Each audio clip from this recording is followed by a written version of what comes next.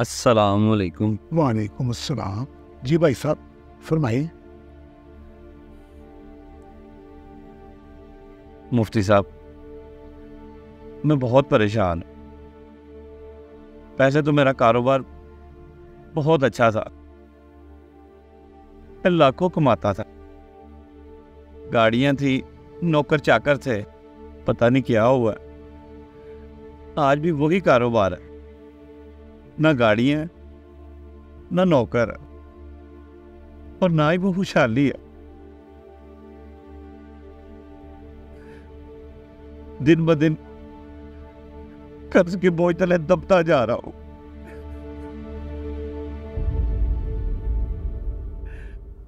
अब बहुत मुश्किल से गुजारा हो रहा है। आपका सुन के आया हूं कि आप रूहानी इलाज करते हैं। मुफ्ती साहब देखिए, कोई नजरे बद, कोई कारोबार में बंदश या किसी ने जादू टूना किया हो, उसका उपा कीजिए मुफ्ती साहब। कोई वजीफा दीजिए, कोई दम कीजिए या कोई तावीज दे दे ताकि फिर से वही खुशहाली आए। मैं बहुत परेशान हूँ मुफ्ती साहब, मैं बहुत परेशान। आप कारोबार ईमानदारी से करते हैं? नहीं मुफ्ती साहब। किसी के साथ धोखा, ज्यादती, फ्रॉड ये तो नहीं करते?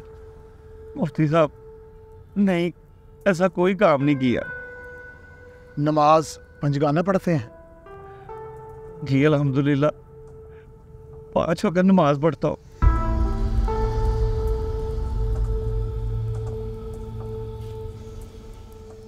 अच्छा, बात ऐसी है कि मैं आपके घर के बर्तनों पर दम करूंगा,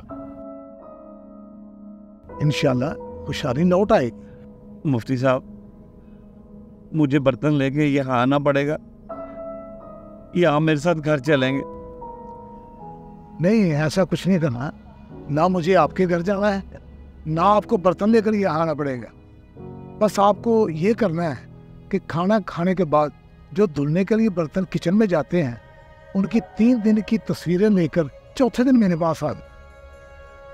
मैं उन पर दम कर दूंगा, इंशाल्लाह सब ठीक हो जाएगा। जी मुफ्ती साहब, बहुत बेहतर। अब मुझे इजाजत है।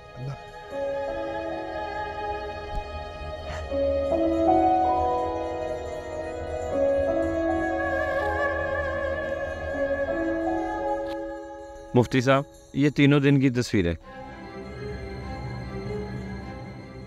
समझ गया। मुफ्ती साहब, मेरी वो खुशहाली के दिन वापस आ जाएंगे ना? हाँ हाँ, इंशाल्लाह जरूर वापस आएंगे। ये क्यों नहीं वापस आएंगे? मैं दम भी कर देता हूँ और आपको एक वजीफा भी बताता हूँ, उस पर अमल करने से इंशाल्लाह खुशहाली के दिन वापस आएंगे। वो क्या है मुफ्ती साहब?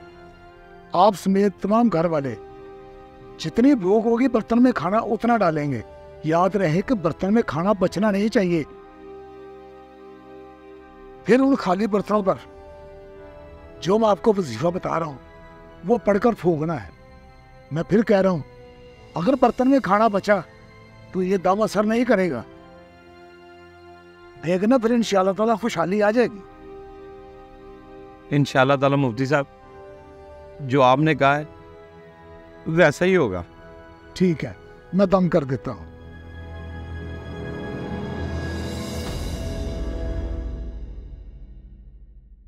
अस्सलामुअलैकुम मुफ्ती साहब। वालेकुम अस्सलाम। जनाब भाई, कैसे हैं आप? तबीयत ठीक है? जी मुफ्ती साहब, अल्लाह पाक का बहुत करम है, बहुत शुक्र है उसका। अब तो कारोबार बहुत चल रहा है और बड़े बड़े आर्डर मिल रहे हैं।